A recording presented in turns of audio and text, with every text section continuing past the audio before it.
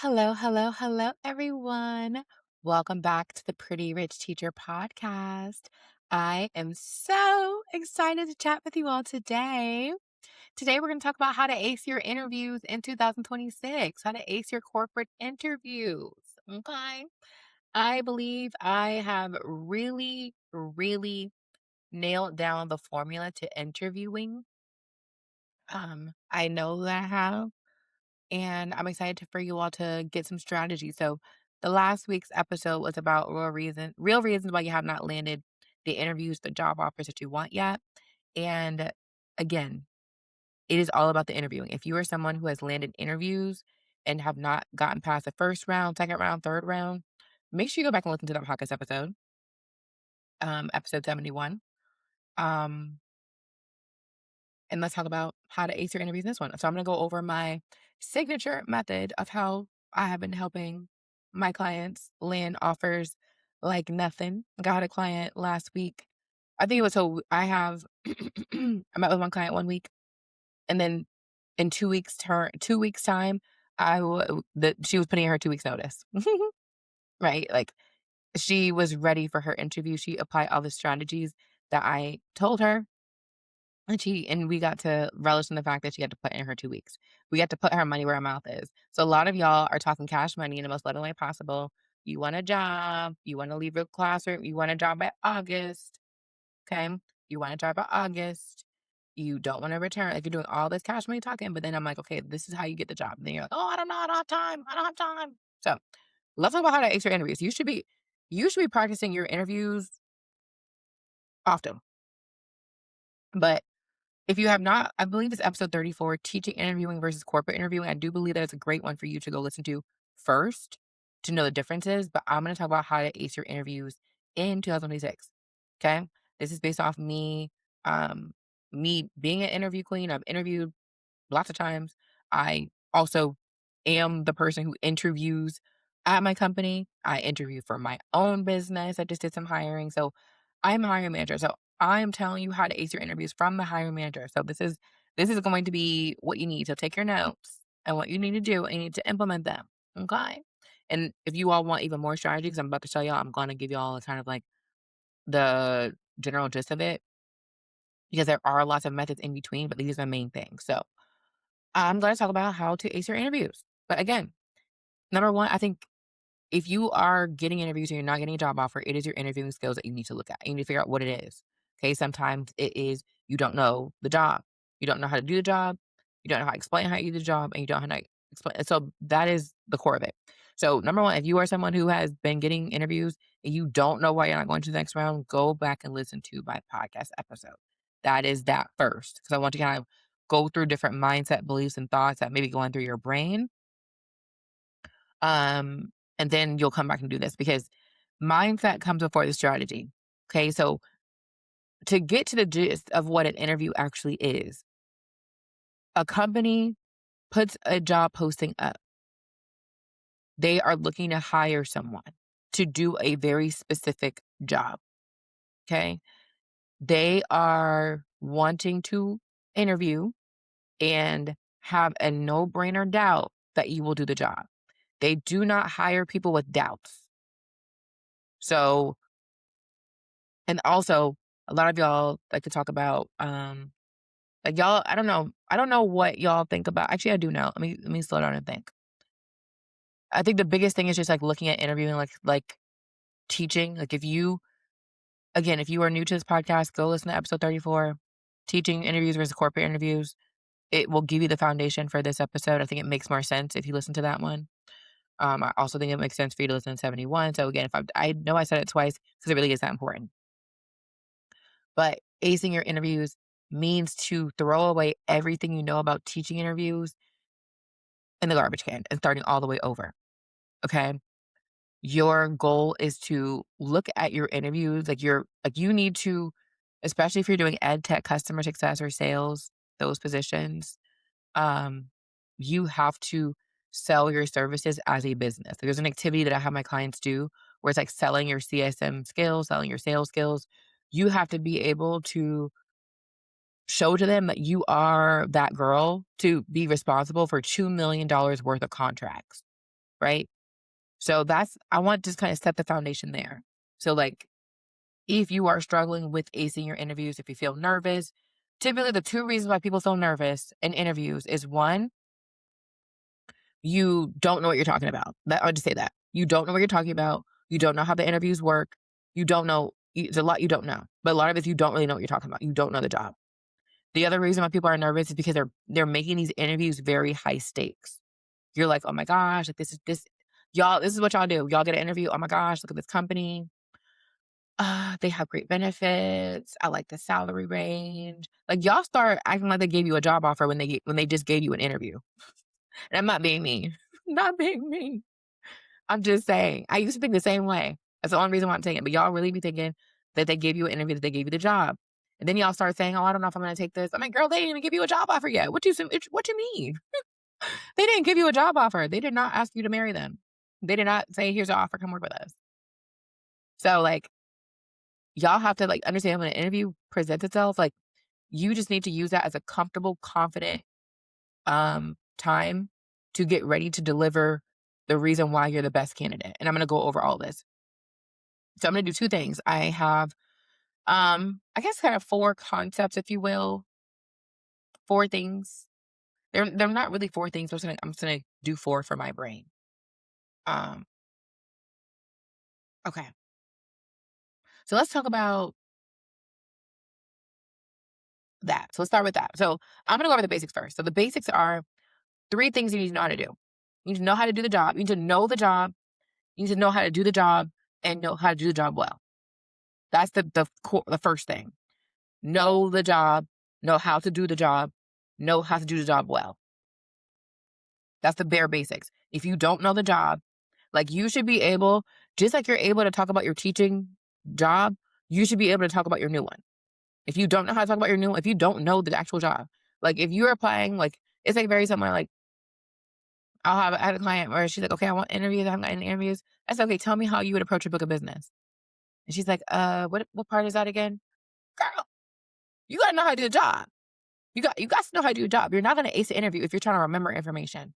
Like, you need to know it. Some of y'all are so desperate, and I'm going to use that word. Fight me. Desperate on getting a job, but you are not desperate in practicing for your interviews. You should be desperate on practicing for your interviews. And you shouldn't be desperate for anything, but if you are pressuring anything, it should be you talking to yourself and asking yourself, why are you not practicing for your interviews? It's easy to apply for jobs. And you should not be using any of your interviews as practice. If you do not feel 100%, it's two different things. Like, I know that ready is a decision. I know ready is a decision, but I need you to get ready for these interviews. And if any part in your body feels like, I have my clients, there's a 30-day game plan. And if it says I have them rate 1 through 10, I feel confident in communicating my value. I don't want them to lie. So I have them put their actual number 1 through 10. But if you have a 7 if you don't have a 10, like, I need you to just work on that before you apply for my job, because you, like, apply for the jobs, but, like, I want you to work on that so that way I don't want you practicing for any interviews. Like, you work so hard to get these interviews. I want you to nail them, and you have to know the job. Like, I know that your goal is, okay, but I need a job by this time. I don't want to come back in August. I don't want to do this, blah, blah, blah, blah, blah, blah, blah, blah, blah, blah, blah, blah, in the most loving way possible. Do you know the job in and out, left and right, step to the left, step to the right? Do you know how to do the job? Do you know how to do it? So it's one thing for you to know it. You're like, oh, I studied customer success down. I know it all the way now. Do you know how to do that job? And then, do you know how to do the job well? Okay, you have to know the job, you have to know how to do it, and you have to know how to do the job well. Now, that's 3 steps. That's one main thing. Like, if that is not there, everything else I'm saying does not make sense. You have to know that you have to know how to do the job and know how to do it well. Okay. And adding on to that is, like, you have to be able to, like, you have to be confident. How do I say this? You should be able to explain the job. You know, if you know the job, if you can explain it simply with confidence. If someone were to just say, hey, what does a customer success manager do? Oh, customer success managers they work with schools and school districts to help implement technology. The main thing that they do is retention. They work on all areas to mitigate risk and retain clients. That was a little bit of a rough answer for me, but like, just though I was able to do that simply and confidently. Okay, simply and confidently. Do I know how do I do the job? I do the job really well. For me, I'm going to look at my low usage accounts, at risk accounts first, and really get down the root of the issue of why they're not implementing it. The ones who are doing it really well, I want to kind of look at their success stories, implement what's doing really well, and implement that across the board. Yeah, I know how to do that job. I know how to do the job well. I've actually created playbooks. I'm able to notice gaps in between. So every ed tech company does not have the best, robust customer success system. That's why I always make money, because I have the ability to find gaps and find solutions. I don't just find the gaps, I find the solutions. Okay. Like one of my clients again, shout out to Tammy again. She's like, she getting shout outs. Okay. Um, but she was able to, in that interview, say, yeah, there's a couple playbooks that I would create for you all based off what I'm hearing. Like, you have to know how to do a job really well. And if you don't know those core things and you don't know how to if you don't know how to confidently explain those simply, like, it should be simple. If you're having to rack your brain about it, you don't know the job that well. You don't know how to do it, and you don't know how to do it well. That's the core thing, how to ace your interviews. Okay. Simple with confidence. Simply with confidence. Okay. I can simply explain to you all the best rides in Epic Universe and all the theme parks because I've gone over and over again with confidence. You will not, Disney, I have a friend who loves Disney down, who knows all the ins and outs. I cannot confidently talk about Disney right now. I can't. Again, I'm just giving y'all like an example just for you all to kind of see. But like, you have to know your job. To ace your interviews, you just simply have to know the job. You have to know how to do it, and you have to know how to do it well. Okay? That's like the first thing. Second, I'm going to teach you my ACE method. So ACE it stands for analyze, C, context, E, explaining how you do it well. Okay, and I'm sure I'm missing words, but I'm going to give you all the general gist of it. Clients, you all see this on the 6-figure interview sheet, but I want you to kind of take a job. I'm going to give y'all an example because I want y'all to really ace your interview. So I'm going to give you an example. So let's say that you are applying for a customer success manager position, and one of the job descriptions. So part of it is like knowing the job description. So everything that I'm saying, the first step is going to have to be there. So like, yes, it should be a no-brainer that you know the job description, you've read the job description, you know exactly what the job is doing, what they're looking for in a position in order for you to do this. So what I have my clients do is like they break down each part of the job description and they create an ACE for each one. So let's say this role calls for strategizing low usage accounts. And that's a little advanced, but I want to kind of give you all an example. And if it feels advanced, if you don't know what I'm talking about, even more so, you don't know this job well enough. So go learn it. Come learn it with me. I can help you, or however you want to do it. Side note, there are 2 ways that y'all can work with me. If you everything I'm delivering, if you want to know how to work with me, there are 2 ways. You can join my exit plan course. In the show notes, you will get a DIY into 5 different career paths as a teacher. Even if you are not a teacher, if you are a paraprofessional, if you live outside the United States, you are able to download that course. Buy the course and get the course and create your exit plan and get me to review your resume right now. I won't be doing that forever, but my course is still new. I'm having a lot of people join, and I'm excited about being able to help you with that. So that's one way. 2, if you want to get one-on-one support, or if you want to get more hands-on, get a certification, get lots of support of lifetime access of like talking to people to get your job, having a community with other women who are. So again, I do only work with women, y'all. I'm gonna let y'all know that I don't work with the men. Don't work with them. I don't work with men. I had to catch myself. I don't work with men. I only work with women. So if you want to be in a community with other women who are transitioning to new careers, who are transitioning, that is a great place to be. I have a lot of my clients who are in their jobs who still come to the calls, and it's such a beautiful space. So that's sideways. So if you want to work with me, getting into tech, into ed tech specifically, these 6-figure positions, book a call and we can talk about it. So that's that. But back to the ACE format. So like, I want to kind of talk about customer success. So the role may call for you to, again, help people who have not been successful with their program. So I have my clients do three things. So it's ACE. So first off, I want them to make sure that they analyze and understand exactly what it is they're looking for.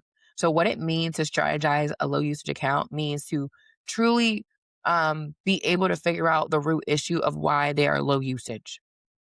So you need to be able in the interview to add your perspective. You need to be able to say that. So when they say, tell me about a time that you have helped a reluctant educator implement technology, you should not just go straight into, yeah, there's one time that I helped a teacher. No, it should be add your perspective and like let them understand that you understand. Okay. So like I understand when it comes to low usage accounts, there's usually either skill or will. They don't have the information required to do the job, do the technology tool, or they don't want to do it.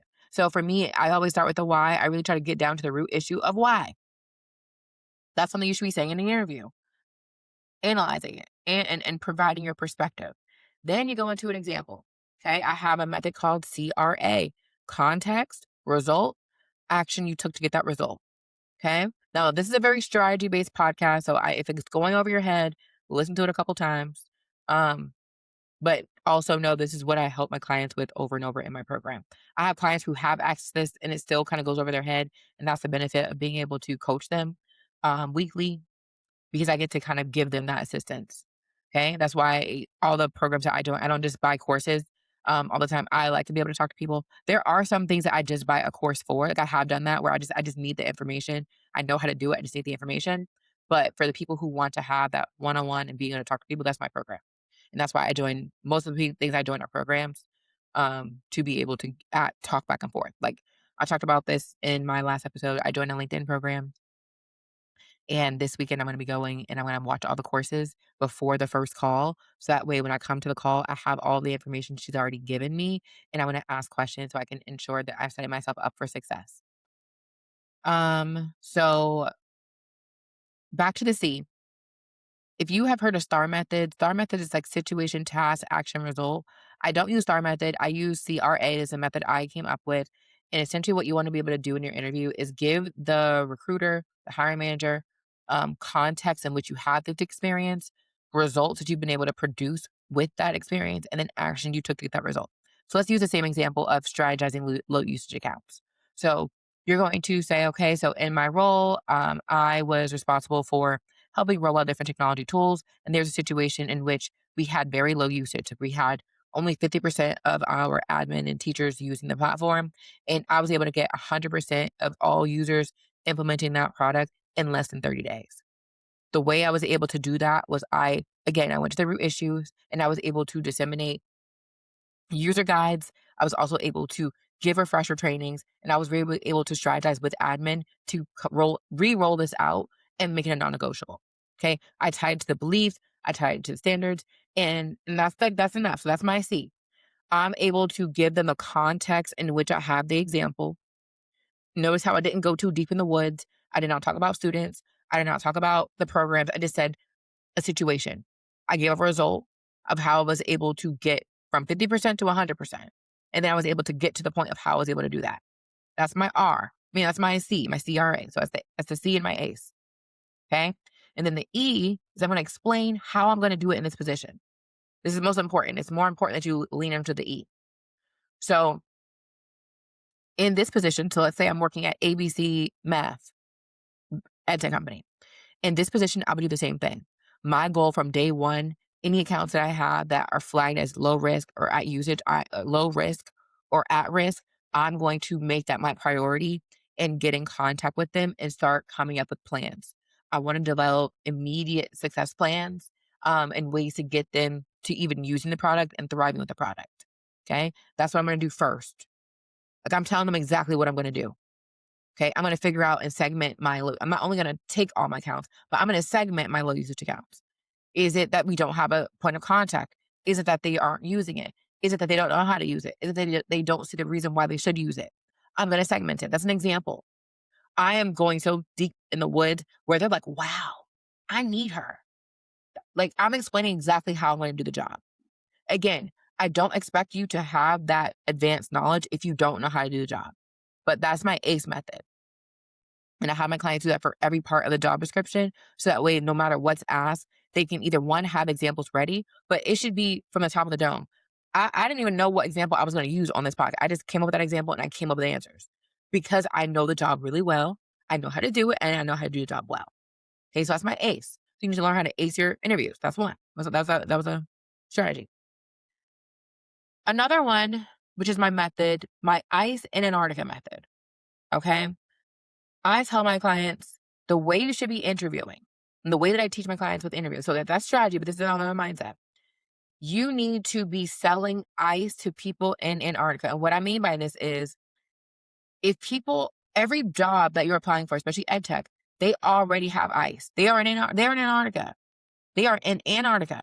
They have igloos, they have polar bears, they have everything ice related. They have hot cocoa, they have hot tea, like they have ice skating, and you are ice coming to their interview. We already have ice. Why should I invest in, why should I hire you for this specific position when we already have ice? Not only do they have ice in their company, but there are other people who are also qualified. I don't think teachers understand, like, when you're interviewing for corporate, you are not the only person who is interviewing. You are not the only person who has the experience. A lot of my clients are, they don't know this, but I know, like, some people are going up for the same job because of the way that I've been able to get them, and not in a way that's competing. I have 4 coworkers, y'all. Just because one person works there doesn't mean 2 of y'all can't work there. I literally have, there's 4 companies right now, okay, where I have 2 clients working there. So it's 8 clients who were able to get jobs. So some people are like, oh, I feel like I'm competing with the other people. Yeah, you are. Okay, but you also can join them because there are other people who don't have the same experience that you have. I had one client, well, honestly, all my clients get this, but like I had one client have a manager say, you are the unicorn we've been looking for. Because the thing is, I think what a lot of teachers like to lean in on is, oh, I'm a teacher. I've worked with this product. Like, I can do a great job. No, you need to do more than just a product. I need you to know how to do the job that we are doing. It's one thing for you to like know the product. It's another thing for you to know how to do the job well. So that they're not hiring you to be a pro at the product. Like, if they just wanted you to be a pro at the product, they'd have a testimonial on their website about you. They are looking to hire you for customer success or sales. So you have to bring the eyes, like, why you out of other people? Everybody's going. Like, I have one client where her background was music and she's working at a music company now. She interviewed for it. And she said, like, I could have taken the easy way out. Oh, I was a band director. I did this. I worked in this product. But she's like, no, I have that. But also, this role is customer success. So even though that would be a great piece to my thing, I'm sure there are other band directors and other music people who are coming onto the interview saying that. She said, I am a CSM, so I'm coming in with that angle. And the manager was like, you know what? I have a lot of people who come on these calls who have the music experience, but they don't have the customer success experience. They don't understand what I'm saying. And you are a unicorn. Okay. And the only difference is you just learned how to be a customer success manager from me. That's it. Like, it's not rocket science. It's very simple. So like when you come on these interviews, you need to do 3 things. So ICE is an acronym: individuality, contribution, and excellence. So when you come into these interviews, so they have ICE. Individual, who are you as an individual? As an individual, who are you? I don't just want your knowledge. I want to know that you are an individual that can come to the team, right? I don't want a robot. I don't want another person. I want an individual, new, unique person I'm adding to my team, right? I want an individual coming to my team. So who are you as a person? For me, again, every time I come on an interview or I talk to anybody, they're gonna know what my most recent obsession is. Like right now, everybody gonna hear about Disney. How are you doing? Great. I'm going to Disney tomorrow, or I just came back from Disney, saw fireworks, or I'm going to the sci-fi dine-in, theater, movie, restaurant soon. Guardians of the Galaxy is my favorite ride. I love adventure. I'm so excited. Like, but these are genuine things unique to me. Okay. I'm excited about a new challenge. I'm a certified customer success manager, super excited about being able to come work for ABC Math. I see that you all are looking for someone who has experience. I'm so excited. I've worked with admin. I've worked with multiple implementations. And I'm so excited about working with you. How are you? I'm an individual. I'm an individual. Okay. How's the weather on your side of town? I'm in Florida. I think it's a hurricane outside. I'm not really sure. I don't check the weather. Okay. I don't check the weather until I go outside. These are all things, and they're not even They're like small little things about me. But who are you as an individual? Like, why, like, who are you? Like, if I don't, like, I tell my clients all the time when they're like doing their interview practice and recording videos, I'm like, are you in the room with this interview? Because I don't see you. I don't see your personality. Clients that I have that are like big personalities, when they practice their interview, I'm like, I don't see you in here. You need to bring individualism to your interview. The other thing is contribution. What are you contributing to this company? They are hiring you to contribute. What are you contributing? Okay. And how is it excellent? How is it excellent? So let's say even with you having a playbook, it's one thing for you to say, yeah, I'm going to come in, I'm going to analyze my accounts. No, I'm going to come in and segment my accounts. It's excellent. I'm going to come in and build systems that y'all don't even have if given the opportunity, if that's something you want me to do. You know, I've done that in this company. I'm excellent. I'm excellent. Excellent. So it's that simple. Like I tell people, you don't have this Orlando ice. Let me tell you a little bit about myself. Okay. Let me tell you a little bit about myself. Ice in Antarctica. If you don't, and the thing is, you need to know why you out of other people. You need to know why they should trust you with $2 million. If you don't have an answer to that, you have to have an answer. Find your answer. Okay? That's my ice. The last thing I'm going to talk about is breaking the ice. This is another thing that people skip over. And one of my clients, I love her, Kayla. Shout out to Kayla. I have a video in my interview mastery vault that talks about how to nail the panel interviews with clients. So like, again, if you want a deep down strategy dive, like I've had clients who join my course, my DIY course, and they're like, yeah, this is great, but I want the program. And they've been able to do that. So I do have special discounts for people who join my course and join my program. So if you really want to get a taste of working with me and you're still like hesitant on the price, go join my course. And then you have special benefits to kind of go into my program. But one of the things that my client, I put in the video about having a panel interview is y'all need to understand these are human beings. Human beings. You are talking to humans. So when you are in an interview, I need you to break the ice. Ask them how the weather is on their side of town. Talk about what you did last weekend. Ask them what they did last weekend. Give them a compliment. Ask, how are you? And actually wait for a response. Ask them if they have any exciting plans. Break the ice. Talk to them. Because I feel like break the ice and it makes you feel comfortable. It makes them feel comfortable. And then you get to be able to like talk to a human. Some of y'all be coming on the interview. Hi, how are you? My name is Jazmyne and I have 5 years experience in education. I'm super excited about applying for this role. Yeah, I have all this experience. I work with them and I feel like I'd be a good fit based on my experience. Versus, hi, how are you? I'm good. How are you? I'm excellent. I just came back from Disney yesterday, so I'm still riding the wave. Guardians of the Galaxy is like my most. Have you been to Disney? I ask the question back because even I try to make it about the other person. I'm gonna show this book again. How to Win Friends and Influence People. This is a good book that you should read. You should learn how to talk to people. You are talking to people. It is not a pod. I tell my clients, it is not a podcast interview. When I bring clients on my podcast to interview them, yeah, it's a podcast interview. I genuinely want to know about them. I want to hear about their stories. I don't have a get factor. All I want to do is get them to share their story so that we can share it with other people. That's it. So that's a podcast interview. But for these jobs, it's not a podcast interview. They want to know what you can do for them. And you have to break that ice and for them to be able to like be comfortable because you want them to be memorable. I had one time where I said Happy Friday, Junior. And she's like, I'm gonna remember that. And then the next round interview, she's like, Happy Friday, Junior. She remembered that about me. Okay, because I broke the ice. I could have just went straight to talking. Y'all are so tense and like, oh, I want to do a great job. Break the ice. Break the ice. Okay, so that's the 4 things: knowing how to do the job, know how to do the job well, and be able to simply confidently explain it. That's one thing. 2, ace your interviews with that method I mentioned. Analyze what they're asking for, provide context, and talk about how you're going to do it in your new job. Ice in Antarctica. You need to bring your individuality, what you're contributing, how's it excellent. And then you need to break the ice. So that was a lot I gave y'all. This is a strategy-based episode. I know it was a lot, but I wanted for y'all asking me it. Okay, blah, blah, blah, blah, blah. Here's actually how to ace your interviews. Okay? And if you want to be able to get that assistance in implementing what I went over, like For each thing I gave y'all a high level overview. For each of these things, I have entire lessons, worksheets, and um, clients who've gone through that to give you this in my program. So know that that is available to you. All right. I think that's it. I hope that this was helpful. I hope that you ace your interview 2026. And I will see you all on the next podcast episode. Bye.